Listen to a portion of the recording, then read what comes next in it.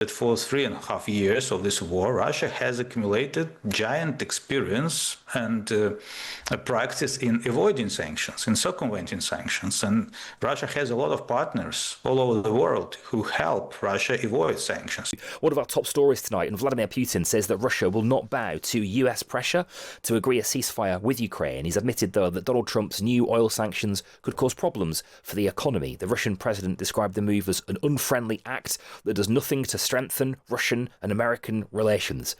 The measures are against firms, oil firms in Russia. We've also been hearing tonight that Chinese state oil firms may be retreating from buying Russian oil as well. So the sense perhaps that maybe it is starting to pinch a little bit. Let's hear from the White House Press Secretary Caroline Leavitt. Look, the president has always maintained that he would implement sanctions on Russia when he felt it was appropriate and necessary. And yesterday was that day. I think the president has also long expressed his frustration with Vladimir Putin and, frankly, both sides of this war. And he's always said in order to negotiate a good peace deal, both sides need to be interested in a good peace deal. And he feels as though, unfortunately, from the Russian side as of late, he has not seen enough interest and enough action in terms of moving the ball forward towards peace. And so a meeting between these two leaders is not completely off the table. I think the president and the entire administration hopes that one day that can happen again. But we want to make sure that there's a tangible, positive outcome out of that meeting. Well, Boris Bondarev is a former Russian diplomat in the UN. He resigned in 2022 after the invasion in Ukraine. Boris, thank you for your company on Times Radio tonight. Give us your reaction to these sanctions. Well, it seems to be huge at the first, but it all depends on how it will be going on. Whether Trump wakes up tomorrow and says, well, I think Vladimir Putin is a good guy, he wants peace and blah, blah, blah, and there is no sanctions, all sanctions will be reversed and so on. So we have to see how it will unfold. So far it's too preliminary to make any assessments, I believe. Are we getting a steer from the other news developing tonight, which is that that Chinese state oil firms are retreating from buying Russian oil? Is that a sense that this has worked? Well, it's first news, and of course, Chinese state companies, of course, they have to react somehow. But also, it is no surprise, it's common knowledge that for 3.5 years of this war, Russia has accumulated giant experience and practice in avoiding sanctions, in circumventing sanctions. And Russia has a lot of partners all over the world who help Russia avoid sanctions. So I believe Moscow thinks that they will somehow find a way to circumvent even such harsh sanctions. Of course, it will be unpleasant. Of course, it will be harmful and painful.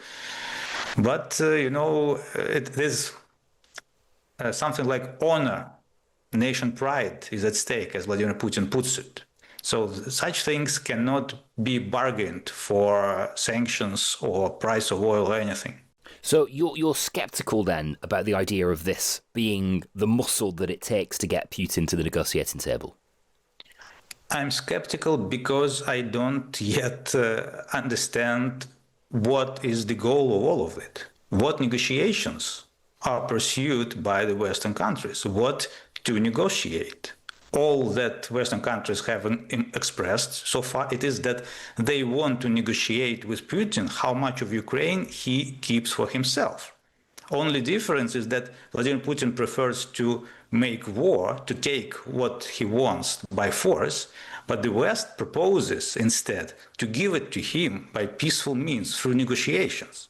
I really see no principal difference. So I'm asking, what all these negotiations, what this Putin coming to the table of negotiations would mean for Ukraine and for European security. But I suppose that's the sort of thing that you decide at the negotiating table, is it not? No, you come to negotiate with your optimal outcome in mind, because you must set a goal. You must come to negotiation having in mind what you want to achieve through this negotiation. It's not just like, let's negotiate something, maybe we come up with something else. It's very unprofessional. You come to talk having in mind what you want to get from this. And then in the process of negotiations, yes, okay, you may have some compromises, some concessions, mutual concessions, of course. But today, if we talk, let's negotiate something, and then we will have, I don't know, by providence, by divine intervention, we will come up with something real, something durable, sustainable. That's, I don't know, it's a self-delusion. Okay. At the best. Yeah, okay. Lithuania have warned that Russian aircraft were in their airspace today. Let's hear from the Lithuanian president, who spoke earlier. I strongly condemn the violation of Lithuanian airspace recently by the fighter jet and transport plane of Russian Federation from Kaliningrad region side.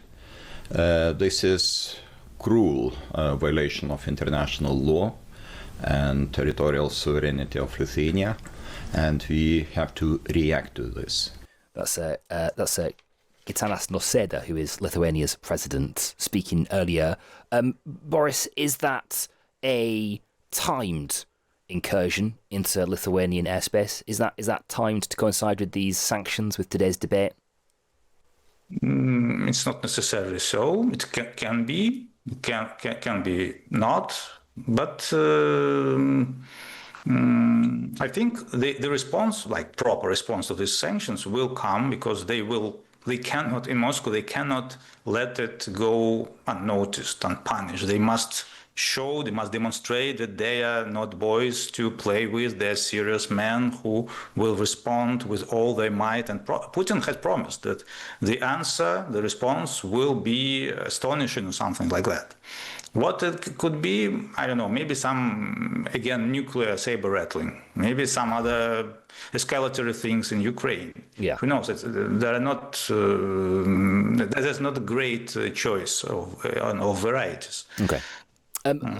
Boris, we spend a lot of time considering what Donald Trump thinks about Vladimir Putin. Well, what does Vladimir Putin think about Donald Trump? I think he thinks what most of us think, that Donald Trump doesn't really know what he wants. He wants very surface things, if I may speak so. Yeah? He wants some kind of ceasefire.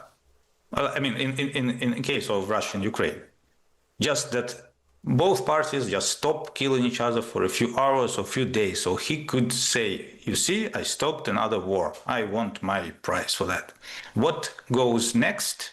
How the ceasefire should transform into durable peace, into sustainable peace, how the threat of invasion should be removed, he doesn't care about that. Okay. So I think Putin thinks that he can be played. Okay. Boris Bondarev, thank you for your time tonight. Really appreciate it. Boris Bondarev, who is a former Russian diplomat to the UN. He resigned in 2022 over the invasion in Ukraine.